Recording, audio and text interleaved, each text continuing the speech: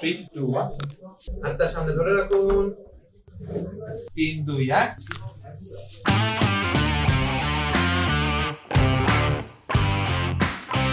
কোমরে হাড় ভেঙে যাওয়াটাকে বলা হয় লিস্থেসিস।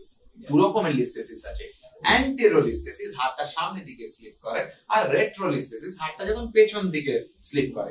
এই মায়ের এইরকমই একটা ঘটনা ঘটেছিল, আমরা ওনার থেকে গল্পটা তো জেনে নিই, কিভাবে কবে পড়ে গেছিল। আমি 15 বছর তখন আমার বয়স, আমি স্কুলে গেছিলাম, আমি জুতো স্লিপ করে বর্ষাকালে পড়ে যাই। আচ্ছা, সেটা কতদিন আগের কথা আজ থেকে? তাহলে 25 বছর আগে। 25 বছর আগে আপনার। তারপরে আমাকে বলেছেন যে কোমর থেকে পায়ের দিকে ব্যথাটা নামছে, এটা কতদিন হলো বা কত বছর? এটা 8-10 বছর ধরে। 8-10 বছর ধরে কোমর থেকে পায়ে নামছে। এইবারে আমায় বলুন, আপনি থাকেন কোথায় মা? আপনি আমাদের জানতে পারলেন কি করে? আমি ফেসবুকে দেখেছি। আচ্ছা, তারপরে আপনি যেদিন আমার সঙ্গে কনসালটেন্সি যেদিন এলেন, সেই দিন কত ব্যথা ছিল এবং নিচের দিকে ব্যথাটা নামছিল? 10 এর মধ্যে 10 ছিল। আজকে আপনার তৃতীয় সেশন হচ্ছে ট্রিটমেন্টের। যখন আপনি আজকে ঢুকলেন আমাদের চেম্বারে, কত ব্যথা ছিল? 50% ছিল। 50% কোমরেই ছিল, নিচে আর নামছে না। আমরা ওনার যে লিস্থেসিসের কথাটা বললাম, সেটা অ্যাকচুয়ালি কি দেখে নিই, কারণ আপনাদেরও বুঝতে হবে যদি আপনার বা বাড়ির কারুর এরকম ঘটনা ঘটে, তাহলে কোথায় যেতে হবে আর কি ট্রিটমেন্ট করাতে হবে সঠিক জায়গায়, তাহলে আপনি ওনার মতো সুস্থতার দিকে এগোতে পারবেন। আসুন এক্সরেটা দেখে। যদি আপনি ঠিক করে খেয়াল করেন, এই লাইনটাতে এই যে পয়েন্টটা কিন্তু এগিয়ে গেছে, এই পয়েন্টটাও এগিয়ে গেছে কম্পেয়ার টু নিচেরটা। এটা হচ্ছে L3 L4 L5। L3 অ্যান্টেরোলিস্থেসিস মোটামুটি গ্রেড 1 ওভার L4। কি করে বোঝা যাচ্ছে?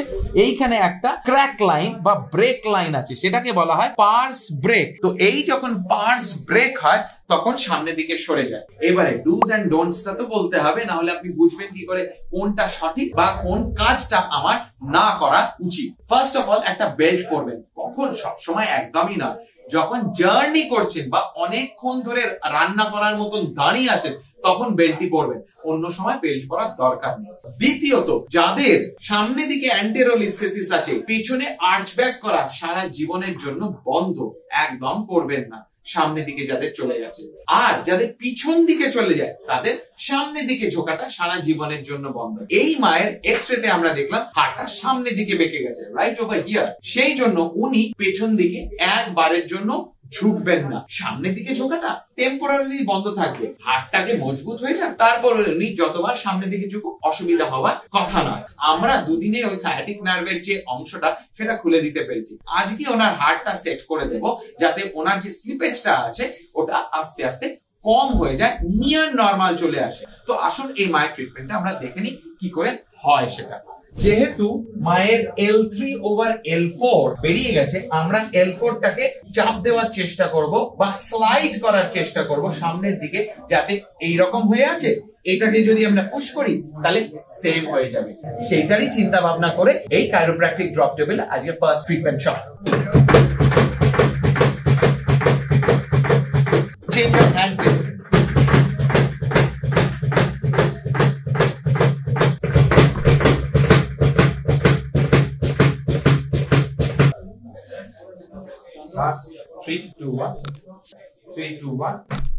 যেহেতু মায়ের ডান দিক দিয়ে আগে যাচ্ছিল ব্যথাটা, তো আমরা L4 টাকে উপর দিকে খুলবো, যাতে নিউরাল ফোরামিনা যেটা ফ্যাসেট জয়েন্টের পাশে থাকে সেটা ওপেন আপ হয়ে যায় আর সায়াটিক নার্ভটা নরমালাইজ হয়ে যায়। ওদিকে ঘুরে এসো, উপর তাকান মা। সিমিলার জিনিসটা করব L4 টাকে, বাট L4 টাকে পুশ ডাউন হবে এখন।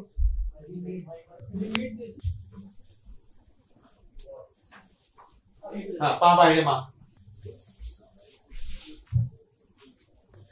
ওকে, মালুস 3 2 1, মালুস 3 2 1, আরেকবার মালুস। জিরা ছেড়ে দিন, লম্বা শ্বাস নিন, ছাড়ুন।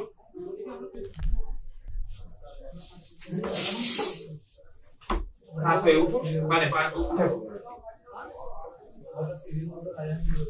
পারফেক্ট। এখানে বসুন। আরে নিয়ে যা মা, ঠিক হয়ে সব সোজা হয়ে উপর দিকে তাকান, দুটো হাত ক্লিনিকের ছবি।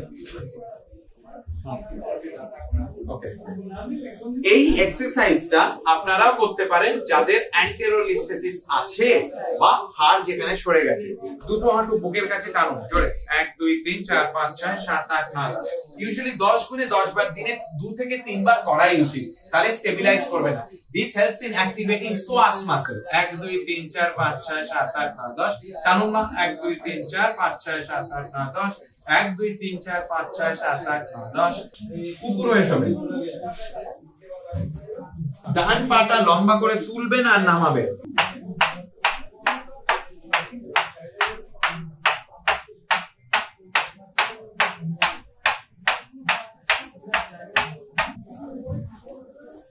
লুজ মা, হাতটা সামনে ধরে রাখুন, ধরে রাখুন সামনে হাতটা, উপরে মাথা নিচে। হালকা করে ভুজঙ্গাসন করবেন, হাতে ছেলে, ব্যাস এইটুকুই, আবার নেমে যাবেন, ঠিক আছে? এইটা হেল্পস ইন থোরাসিক মোবিলিটি। আপনারা জানেন যে আমার hammer and chisel technique is one of my favourite go tos. যেহেতু কি হয়, মায়েরা দেখবেন অনেক পুজো হয়ে যায়, তারপরে ওই জায়গাতে L3 L4 L4 L5 L5 এসে খুব স্ট্রেস লেভেল হাই থাকে।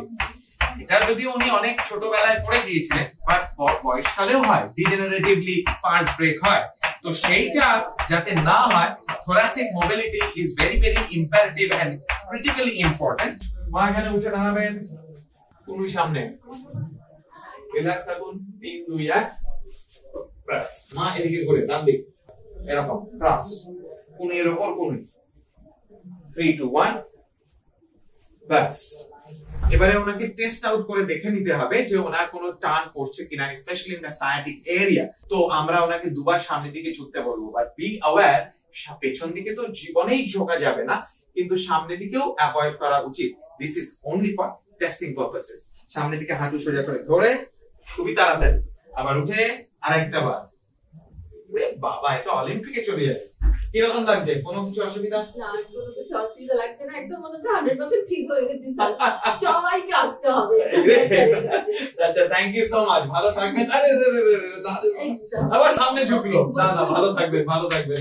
আপনাদের এই হাসিটা দেখার জন্যই আমাদের কিন্তু প্রত্যেকটা ডাক্তার, শুধু আমি না, প্রত্যেক ডাক্তারই চায় যে তাদের পেশেন্ট সুস্থ হোক, এইরকম হেসেই বাড়ি ফিরুক।